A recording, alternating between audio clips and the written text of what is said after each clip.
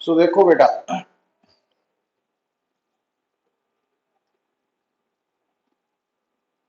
Last lecture जो topic आप discuss कर रहे सी वो सी रिगार्डिंग एंगुलर। हाँ जी बेटा।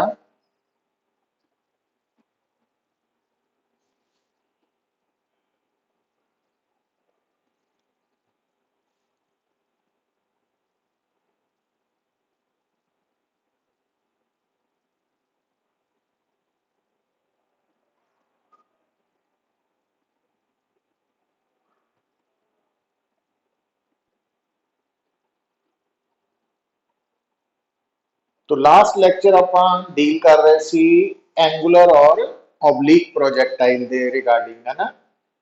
तो ਉਹਦੇ ਵਿੱਚ ਅਸੀਂ ਕੀ ਆਬਜ਼ਰਵ ਕੀਤਾ ਸੀਗਾ ਕਿ ਜਿਹੜੀ एंगुलर या ऑब्लिक प्रोजेक्टाइल है ਇਹਦੇ ਵਿੱਚ ਜਿਹੜੀ वेलोसिटी ऑफ प्रोजेक्शन है या इनिशियल वेलोसिटी है जो उसके दो रेक्टेंगुलर कंपोनेंट्स होंगे है ना। एक सी ux दूजा सी uy और क्योंकि प्रोजेक्टाइल दे केस असी एक्स एक्सिस होरिजोनटल लाइन ਨੂੰ बोलते हैं और y एक्सिस वर्टिकल लाइन ਨੂੰ इस करके ux जो है उन्होंने असी horizontal component of initial velocity ते uy vertical component of initial velocity भी याद रखना ना, इदा याद रख लेना। और फिर बेटा असी देखा सीगा कि प्रोजेक्टाइल के केस च जो एक्सेलरेशन है वो हमेशा वर्टिकली डाउनवर्ड होंदी है।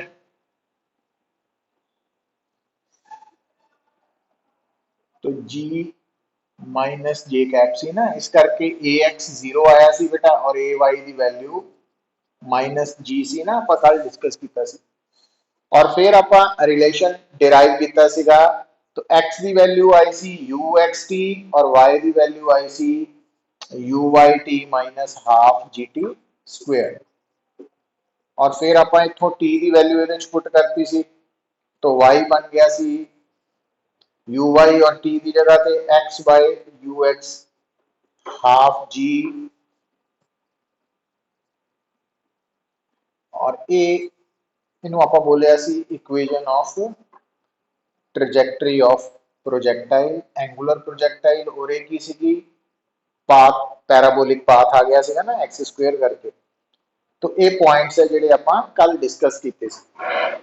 और फिर तुहानूं मैं दस्सिया सीगा कि अगर तुहाडे सामने जो एंगुलर प्रोजेक्टाइल की प्रॉब्लम है अगर उहदे विच तुहानूं जो वेलोसिटी ऑफ प्रोजेक्शन है वो होरिजोनटल दे नाल एंगल बनाए अगर थीटा तो फिर तुसी यू एक्स की वैल्यू यू कॉस थीटा लै सकते हैं तो यू वाई की वैल्यू यू साइन थीटा लै सकते हैं।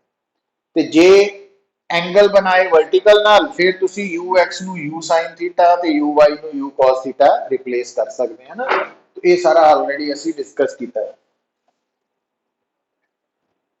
तो हुण बेटा देखो, हुण अगर तुसी गल नू समझो कि जेड़ा थोड़ा एंगुलर प्रोजेक्टाइल है ये बेटा एक गल का ध्यान रखियो वो है पॉइंट ऑफ प्रोजेक्शन जिथों थ्रो होया और इस डायग्राम च ए की है पॉइंट ऑफ लैंडिंग जिथे लैंड किया प्रोजेक्टाइल। और तुसी की देख रहे हैं बेटा कि जेड़ा पॉइंट ऑफ लैंडिंग है ते पॉइंट ऑफ प्रोजेक्शन है वो इस वक्त इस डायग्राम च दोनों सेम होरिजोनटल लेवल पे ओ और ए दोनों का होरिजोनटल लेवल सेम है। दोनों पॉइंट्स एक्स एक्सिस के ऊपर है ना, होरिजोनटल लेवल सेम है दोनों का।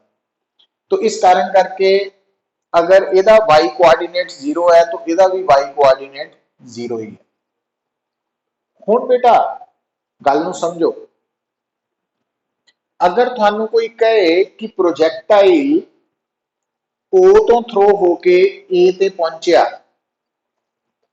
ओ और ए दे विच की खासियत है कि जेड़ा ए पॉइंट है ओदा लेवल और ओ दा होरिजोनटल लेवल सेम है। ये खासियत है दोनों की। ਹੁਣ ਗੱਲ ਨੂੰ ਸਮਝਿਓ ਪੁੱਤਰ ਕਿ ਜਦੋਂ ਆਪਾਂ ਹੋਰੀਜ਼ੋਨਟਲ ਪ੍ਰੋਜੈਕਟਾਈਲ ਕੀਤਾ ਸੀ ਉੱਥੇ ਆਪਾਂ ਇੱਕ ਟਰਮ ਇੰਟਰੋਡਿਊਸ ਕੀਤੀ ਸੀ ਟਾਈਮ ਆਫ ਫਲਾਈਟ। ਜਦੋਂ ਆਪਾਂ ਹੋਰੀਜ਼ੋਨਟਲ ਪ੍ਰੋਜੈਕਟਾਈਲ ਵਾਲਾ ਟੌਪਿਕ ਪੜ੍ਹ ਰਹੇ ਸੀ ਉੱਥੇ ਸਾਡੇ ਸਾਹਮਣੇ ਇੱਕ ਟਰਮ ਆਈ ਸੀ time of flight. Time of flight ਦਾ ਉੱਥੇ ਮੀਨਿੰਗ ਕੀ ਸੀ ਵੀ ਥਰੋ ਹੋਣ ਤੋਂ ਬਾਅਦ ਹੋਰੀਜ਼ੋਨਟਲ ਪ੍ਰੋਜੈਕਟਾਈਲ ਨੂੰ ਨੀਚੇ ਆਉਣ ਤੱਕ ਜਿੰਨਾ ਟਾਈਮ ਲੱਗੇਗਾ that is time of flight। ਪਰ ਇੱਥੇ ਬੇਟਾ ਹੁਣ ਥੋੜਾ ਜਿਹਾ ਧਿਆਨ ਰੱਖਣਾ, ਟੈਕਨੀਕਲੀ ਟਰਮ ਹੈ, ਜਦੋਂ ਅਸੀਂ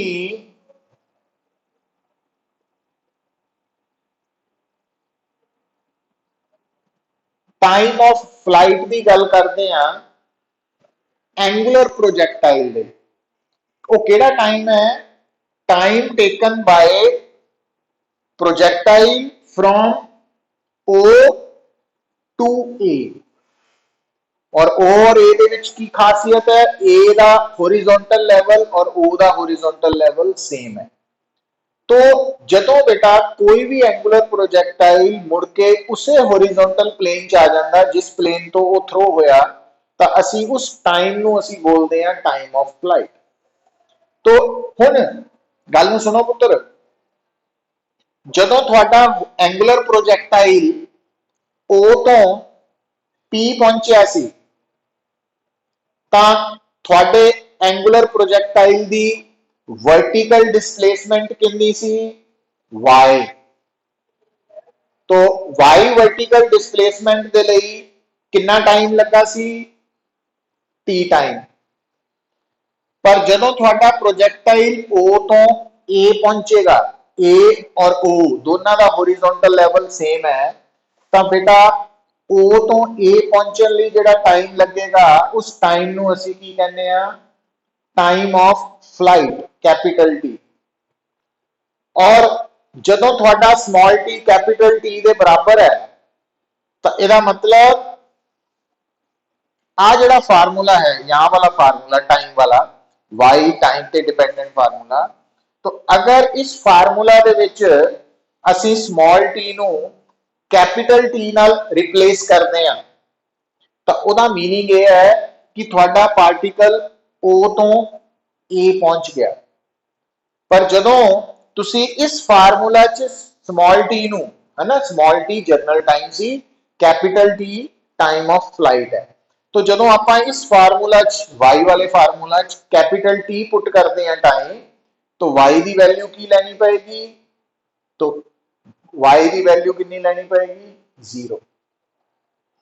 तो हुण इह गल नूं समझो, जदों एंगुलर प्रोजेक्टाइल की गल आएगी तो टाइम ऑफ फ्लाइट का मतलब की है? लिख लो statement, it is the time taken by projectile to, it is the time taken by projectile to come back at the same horizontal level from where it was projected, to come back at the same horizontal level from where it was projected।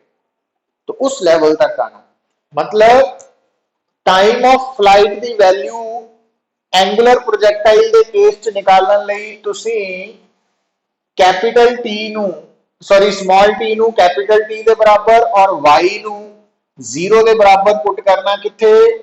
In equation 2।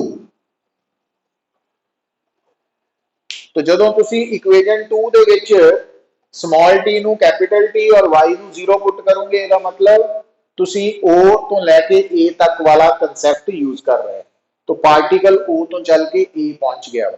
तो ये substitute करो बेटा, 0 is equal to U Y T minus half ji T square, तो half ji T square is equal to U Y T ना लिख T कटिया गया तो टी इज इक्वल टू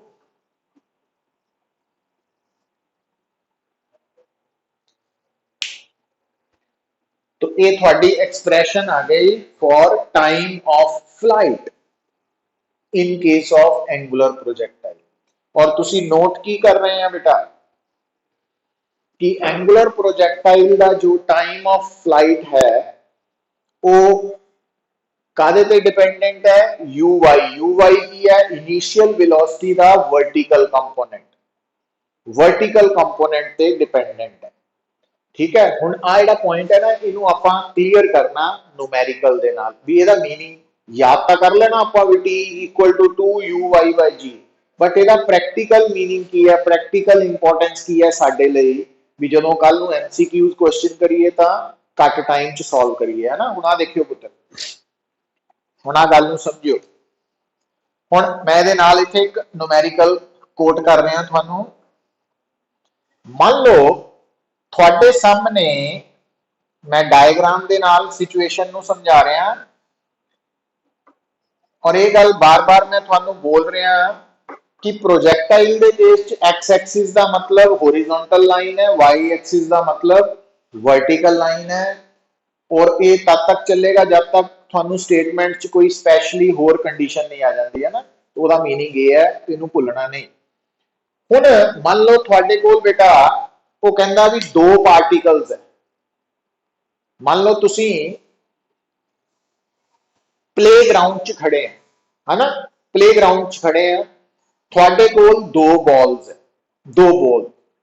तुसी की करते हैं बेटा, जेड़ी फर्स्ट बॉल है उसनों तुसी थ्रो करते हैं,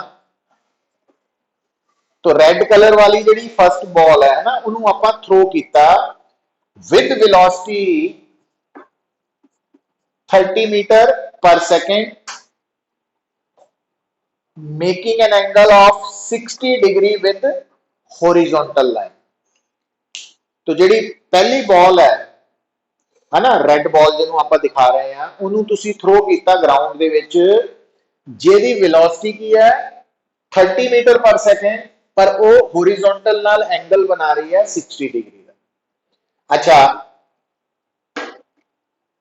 और गल नूं सुनियो पुत, और जेड़ी सेकेंड बॉल है उन्होंने तुसी थ्रो किया वर्टिकली अपवर्ड, उन्होंने थ्रो किया वर्टिकली अपवर्ड, कितनी वेलोसिटी के नाल, गल नूं सुनना तुसी, है ना, ये बड़ा इंपॉर्टेंट पॉइंट है। जदों असी फर्स्ट बॉल नूं थ्रो किया ग्राउंड च खड़े हैं 30 metre per second, making an angle of 60 degree with horizontal, ते दूसरी बॉल नूं असी थ्रो किया वर्टिकली अपवर्ड और उसकी वेलोसिटी है, आपां कह दिंने आ कितनी है, 15 मीटर पर सेकेंड। तो हुण अगर सानू कोई पूछे कि ये जड़ियां दो बॉल्स है दोनों का टाइम ऑफ फ्लाइट निकालो, दोनों का टाइम ऑफ फ्लाइट निकालो, है ना। हुण इस गल को समझो पुत्र, या दोनों के टाइम ऑफ फ्लाइट की रेशो दसो। हुण गल को समझण वाली की लोड़ सीगी कि आ जिहड़ी बॉल है रेड वाली, मैं रेड नाल लिखांगा, तो जिहड़ी रेड वाली बॉल है ਉਹਦੇ ਲਈ u है 30 मीटर पर सेकेंड, तो क्योंकि रेड वाली का एंगल विद हॉरिजॉन्टल कितना दिता बेटा थानू 60 डिग्री, तो इस करके x component of red ball कितना हो गया u cos 60, है ना, ते uy कितना हो गया u sin 60, यही हो गया। तो हुण तुसी रेड बॉल की जदों टाइम ऑफ फ्लाइट की वैल्यू कढ़नी है तो वो आ गई 2 और uy का मतलब u sin 60 बाय g, और u की वैल्यू 30 दी है तो इनटू 30, तो ये निकाल सकते हैं। और जी ब्लू बॉल है जी वर्टिकली अप है, तो वो बेटा आ एंगल कितना नहीं ना दिता हॉरिजॉन्टल ना, ले सकते हैं 90 डिग्री। ठीक है, तो इस केस जी ब्लू बॉल है वो यू कितना वा 15 मीटर पर सेकेंड, और यू एक्स कितना वा u cos 90 0 ਤੇ uy कितना वा u sin 90 और u की वैल्यू यदि 15 है पुत्र तो 15 आ जाएगा है ना। तो ब्लू वाली बॉल का टाइम ऑफ फ्लाइट कितना आएगा 2 और uy की जगह की लिखांगे आप 15 बाय जी और तुसी दोनों की टाइम की रेशो लै सकते हैं।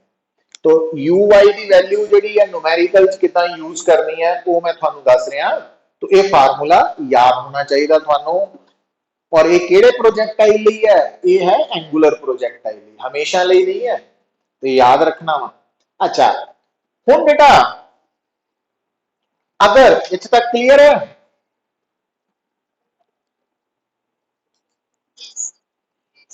हाँ तो अगर बेटा हुण गल नूं समझो ये हुण अगर मान लो वो थानू कहंदा कि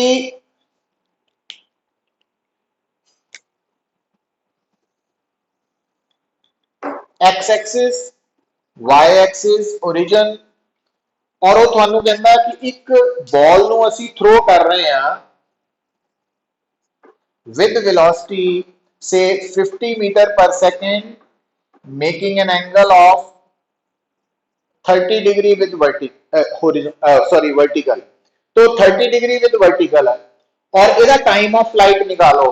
हुण इस केस ਦੇ ਵਿੱਚ बेटा फार्मूला तो आही है टाइम ऑफ फ्लाइट का एंगुलर प्रोजेक्टाइल पर हुण इस केस च u 50 है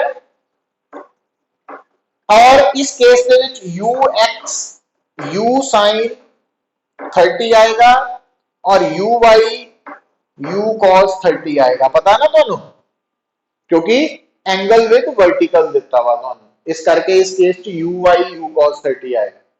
तो मतलब इस केस दे विच फार्मूला तो सेम ही लगेगा है ना आप बनाया बट uy की वैल्यू की लेनी है वो सिचुएशन के अकॉर्डिंगली थानू डिसाइड करना पड़ेगा भी जिदा पिछली बार एंगल विद हॉरिजॉन्टल सी हुण इस बार वर्टिकल है तो वो अकॉर्डिंगली uy नू सिलेक्ट किया जा सकता। तो ये आपां जनरल फार्मूला लिखता वा। तो अच्छा हुण ये जनरल लिखण का फायदा की है वो भी मैं दसदा तुहानू। अच्छा हुण बेटा इस केस दे विच अगर थानू वो कहे तो अगर वो थानू कहे कि एक प्रोजेक्टाइल है उसकी जी वेलोसिटी है वो है 3i cap plus 4j cap metre per second. हुण अगर थानू वो कहे कि एक प्रोजेक्टाइल एंगुलर प्रोजेक्टाइल है वो आपां थ्रो किया विद वेलोसिटी दिस वन है ना तो ओदी टाइम ऑफ फ्लाइट की वैल्यू कड्डो। हुण थानू कल दस्सिया सीगा आ जिहड़ा वा वो ux की वैल्यू है और आ uy की वैल्यू है। तो इसका मतलब इसका टाइम ऑफ फ्लाइट कितना आएगा फार्मूला यही है तो 2 × 4/g तो 0.8 सेकंड आ गया ना। इदा सॉल्व करना। तो एंगुलर प्रोजेक्टाइल का जो टाइम ऑफ फ्लाइट का फार्मूला वो ये बराबर है। सो इत्थे तक क्लियर है पुत्र। हाँ और एंगुलर प्रोजेक्टाइल के केस जिहड़ा ये टाइम ऑफ फ्लाइट है इनू आपां इस टर्म च लिखण का फायदा सानू की होएगा देखियो बेटा आ देखो इनू फिर आपां एक एग्जांपल दे नाल समझिए क्लियर करिए भी हुण अगर तुहानू कोई बोले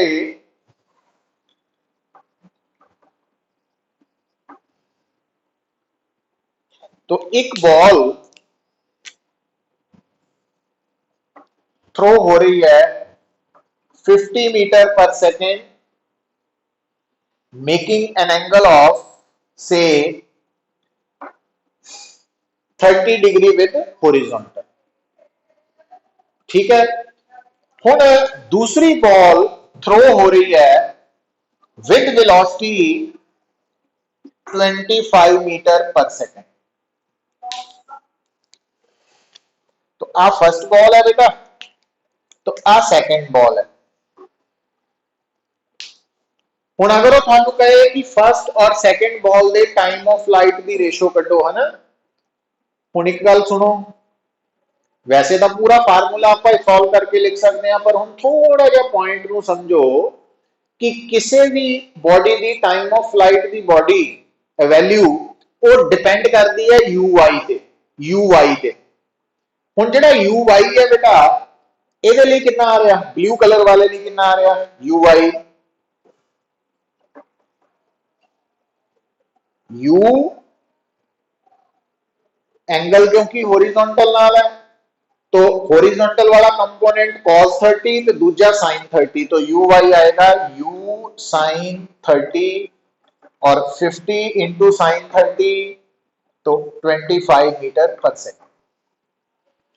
और आ जी बॉडी है तो ਇਹਦੇ ਲਈ बेटा आ एंगल दसन की लोड़ ही नहीं है, आ एंगल 90 बन रहा होरिजोंटल नाल, है ना, ये तो हम इन्नी अंडरस्टैंडिंग चाहिए थोड़ी। तो ਇਹਦੇ ਲਈ यू वाई भी आएगा क्योंकि एंगल फिर होरिजोंटल नाल बन रहा, तो यू वाई की वैल्यू आएगी यू साइन 90 ते साइन 90 1 होने करके 25 मीटर पर सेकंड। तो तुसी की देख रहे हैं बेटा कि इस केस दे विच फर्क समझो, जेडी वेलोसिटी ऑफ प्रोजेक्शन है एक बॉडी की 50 है, दूजे की 25 है, पर दोनों की इनिशियल वेलोसिटी का वर्टिकल कंपोनेंट दोनों का सेम आ रहा, ਇਹਦਾ मतलब, और इस फार्मूला के अकॉर्डिंगली दोनों का टाइम ऑफ फ्लाइट सेम होएगा, दोनों का टाइम ऑफ फ्लाइट सेम है, ठीक है। सानू लगन देखने को लगता ना भी आ 50 मीटर है, आ 25 है, तो टाइम ऑफ फ्लाइट कितना आएगा, बराबर होएगा कि नहीं। तो आ फार्मूला दस रहा कि दोनों का टाइम ऑफ फ्लाइट सेम होएगा, मतलब जिन्ने टाइम बाद ये बॉडी नीचे गिरेगी उन्ने टाइम बाद ये बॉडी भी वापस आके नीचे गिरेगी। तो वो आपां थ्योरेटिकली प्रूव की गल। तो ये रिजल्ट्स है जिहड़े याद होने चाहिए है ना, कई आपां सोचने लिए कुछ होर सोचते हैं, बट वो मिसकनसैप्शन है, उन्होंने क्लीयर करके हुण याद रखना वा कि एंगुलर प्रोजैक्टाइल के केस च जिहड़ा टाइम ऑफ फ्लाइट है वो काहदे ते डिपेंड करता बेटा, बॉडी के इनिशियल वेलोसिटी के वर्टिकल कंपोनेंट ते डिपेंड करता, सिर्फ होरिजोंटल ते नहीं करता, है ना। और अगर दो डिफरेंट बॉडीज जिहड़ियां वा, अगर उन्हां दी वेलोसिटी ऑफ प्रोजेक्शन च फर्क है पर दोनों दे vertical components of initial velocity same है, तो दोनों का टाइम ऑफ फ्लाइट सेम होएगा।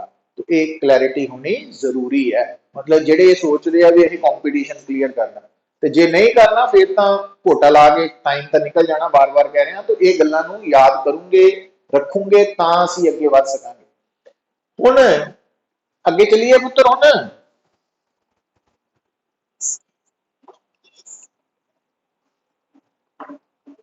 अगला पॉइंट की है। तो हुण अज तो बाद अगर तुहानू कोई पूछे एंगुलर प्रोजैक्टाइल का time period, time of flight का फार्मूला दसो, टिप ते होना चाहिए, क्योंकि एक तो MCQs आने 2UI/G। अच्छा हुण जिहड़ा G है ना, स्मॉल जी, हुण इहदे बारे में थोड़ा जिहा मैं डिस्कस करना हल्का जिहा।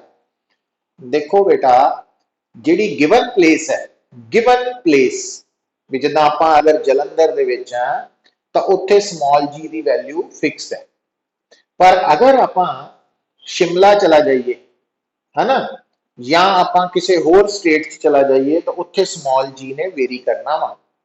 प्लस अगर आप जलंधर च हैं और असी नॉर्मली ग्राउंड लैवल ते हैं, फिर स्मॉल जी की वैल्यू पूरे जलंधर च लगभग सेम ही है।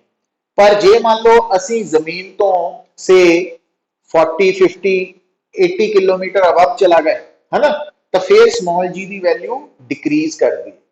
और अगर आप अर्थ के सेंटर वाल जा रहे हैं, है ना, एक से टनल बना के वो आप टनल अर्थ के सेंटर वाल खोदनी शुरू करती, तो जो आप जमीन तो अर्थ के सेंटर वाल जाना शुरू करते हैं तो उधर जानते भी बेटा स्मॉल जी की वैल्यू डिक्रीज करती है। तो जो असी हिली एरिया वाल जाने हैं, जिन्नी ऊंचाई वाल जाई जावांगे उत्थे भी स्मॉल जी की वैल्यू डिक्रीज करती है। ये रिजल्ट्स हाले याद कर लेने हैं। तो इन्हां बारे आपां जदों यूनिट नंबर 6 आएगा ना, वो ग्रेविटेशन, उहदे च ये सारे रिजल्ट्स दोबारा डिस्कस होंगे। पर ये हाले हुण टाइम बीइंग लई, कारण कि जिहड़ा टाइम ऑफ फ्लाइट है वो गिवन प्लेस ते तां जी फिक्स है, पर जे मान लो ਅਸੀਂ ਇੱਕ ਤੋਂ ਦੂਜੀ ਜਗ੍ਹਾ ਸ਼ਿਫਟ ਕਰਦੇ ਆ ਹਨਾ, ਤਾਂ ਫਿਰ ਜੀ ਦੇ ਚੇਂਜ ਹੋਣ ਨਾਲ ਵੀ ਟਾਈਮ ਆਫ ਫਲਾਈਟ ਤੇ ਫਰਕ ਪਏਗਾ। और कितना फर्क पड़ेगा, जे जी डिक्रीज कर रही है तो टाइम इंक्रीज कर जाएगा, जे जी इंक्रीज कर रही है तो टाइम डिक्रीज कर जाएगा, तो जे कांस्टेंट है तो सेम रहेगा। तो ये फैक्टर्स ਜਿਹੜੇ ਆ ਉਹ ਦਿਮਾਗ 'ਚ ਆਣੇ ਚਾਹੀਦੇ। ਹੁਣ ਇਹ ਤਾਂ ਸੀ ਬੇਟਾ time of flight the meaning. ਹੁਣ ਜਦੋਂ ਅਸੀਂ ਇਸ ਤੋਂ ਅੱਗੇ ਗੱਲ ਕਰਨ ਲੱਗੇ ਆ ਤਾਂ ਉਹ ਪੁਆਇੰਟ ਆਏਗਾ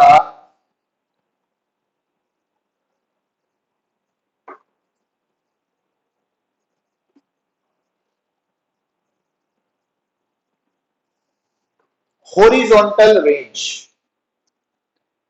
फिर दोबारा देखो बेटा, जदों असी एंगुलर प्रोजेक्टाइल की गल करते हैं बेटा, तो एंगुलर प्रोजेक्टाइल का मीनिंग है जिस लैवल तो तुसी बॉडी नू थ्रो किया, जदों मुड़ के बॉडी उसे हॉरिजॉन्टल लैवल ते आ गई है ना, लैवल सेम है, तो असी उस टाइम नू बोलिया टाइम ऑफ फ्लाइट। ते उस वक्त जिहड़ी बॉडी दी हॉरिजॉन्टल डिस्प्लेसमेंट है, तो उस हॉरिजॉन्टल डिस्प्लेसमेंट नू असी कहने आ horizontal range. That is known as horizontal range. तो क्योंकि जिहड़ा ए पॉइंट है बेटा वो एक्स एक्सिस पे लाई कर रहा और ओदी जिहड़ी हॉरिजॉन्टल डिस्प्लेसमेंट है उन्होंने रेंज बोल रहे हैं ना, तो रेंज।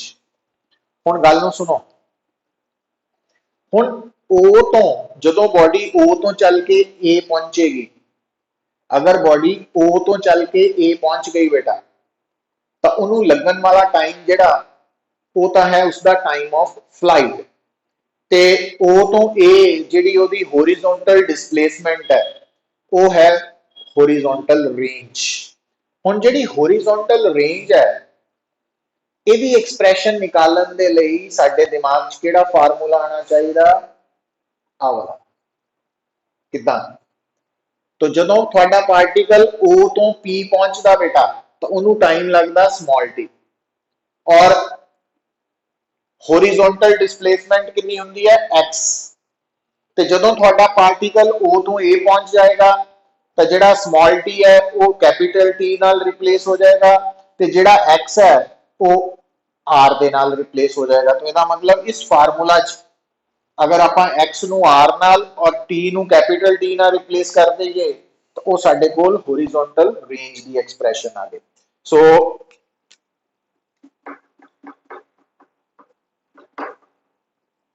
तो इन इक्वेशन 1 तो ये पुट करन ते R की हो गया UXT। UXT हुण इसे गल नूं सुनियो पुत्र, ये बड़ा इंपॉर्टेंट पॉइंट है।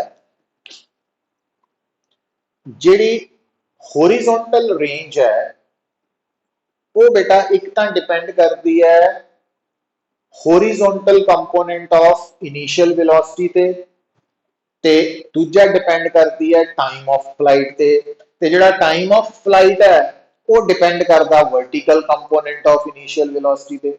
तो अगर आप इहदे विच आ वैल्यू इदां पुट कर दईए इत्थे, तो R will be ux into 2uy by g is equal to 2ux uy by g। ये थोड़ा रेंज का फार्मूला आ गया। तो हॉरिजॉन्टल प्रोजेक्टाइल के केस च रेंज का फार्मूला की सीगा थानू याद है, u under root 2h by g है ना। बट एंगुलर प्रोजेक्टाइल के केस च हॉरिजॉन्टल रेंज का फार्मूला की है 2ux uy by g। मतलब कंफ्यूज नहीं होना, याद होना चाहिए, क्लियर होना चाहिए कि तुसी ये नहीं है कि हॉरिजॉन्टल रेंज निकालनी है तो जिहड़ा मर्जी फार्मूला ला दो तो निकल आनी ना। तो जिस कंडीशन दे लई वो फार्मूला आपां डिराइव कीता सी वो उसे कंडीशन लई एप्लीकेबल हुंदा। तो इस करके ये बार-बार मैं गल कर रहा कि आपां बीइंग स्टूडेंट ये गल करते हैं कि असीं फार्मूला तो याद कीते है, अप्लाई भी कीते है, रिजल्ट नहीं आ रहे कि है ना, क्वेश्चन गलत क्यों हो रहा है, ਉਹਦਾ ਕਾਰਨ ਇਹ ਹੈ कि वो फार्मूला जिस कंडीशन ਦੇ ਲਈ है ना डिराइव होया, तो उसी कंडीशन च एप्लीकेबल होएगा, तो हर कंडीशन ਲਈ नहीं होएगा। तो एक क्लैरिटी करनी पएगी थानू, और वो प्रैक्टिस नाल होनी है। तो एंगुलर प्रोजैक्टाइल के केस च होरिजोनटल रेंज कड्ढण दा फार्मूला आ गया। हुण ये जिहड़ा फार्मूला है ना तुहाडे सामने बेटा, हुण इहदे बारे आपां 2-4 मिनट 5 मिनट गल करनी है डिटेल च, बड़ा इंपॉर्टेंट पॉइंट है। तो ये फार्मूला कितना आया ਉਹਦੇ बारे तो नहीं कोई डाउट ਤੁਹਾਨੂੰ ਹੁਣ?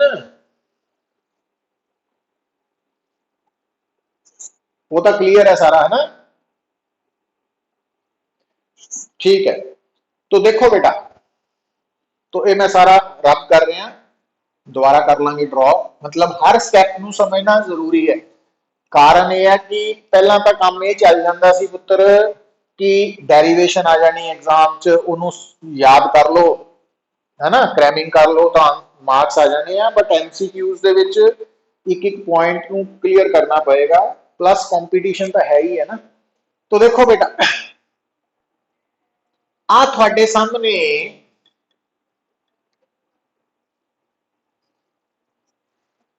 अगर बोलिया जाए कि एक पार्टिकल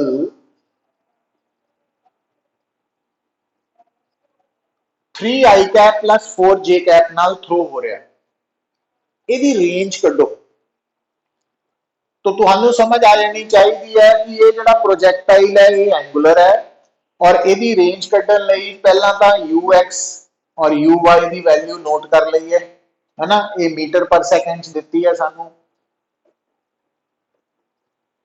तो हुण मैनू फार्मूला याद आना चाहिए, R is equal to 2 ux U Y by G, तो 2 × 3 × 4 बाय जी, है ना।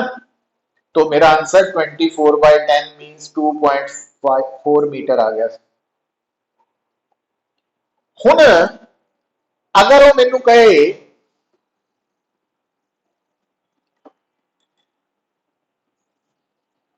कि एक प्रोजैक्टाइल है जिहड़ा थ्रो होया 4 आई कैप प्लस 3 जे कैप मीटर पर सेकेंड, हुण फर्क समझियो गल दा। हुण इहदे विच बेटा यू एक्स 4 है और यू वाई 3 है, पर जो मैं हुण इत्थे रेंज कर रहा, इत्थे range formula U X U Y by G लगा के, तो ਇਹਦਾ आंसर और ਇਹਦਾ आंसर की आ रहा, सेम आ रहा है ना, 2 × 4 × 3/g।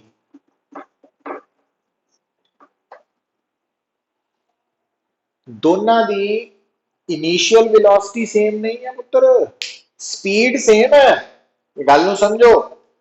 दोनों की इनिशियल वेलोसिटी सेम नहीं है, ਇਹਦੀ वेलोसिटी की है 3 आई कैप प्लस 4 जे कैप, ਇਹਦੀ वेलोसिटी की है 4 आई कैप प्लस 3 जे कैप है। तो ये नहीं कहना दोनों सेम होंगे ना, 4 आई कैप और 3 आई कैप सेम नहीं है ना, 3 जे कैप 4 आई कैप भी सेम नहीं है जे कैप, तो ये दोनों सेम नहीं है, इस करके वेलोसिटी सेम नहीं है इनिशियल। पर इनिशियल वेलोसिटी सेम नहीं है, पर रेंज की आ रही है पुत्र, सेम आ रही है, रेंज सेम आ रही है। हुण ये जिहड़ी ये गल है, इस कंसैप्ट नूं हुण मैं अगे इलैबोरेट करना। तो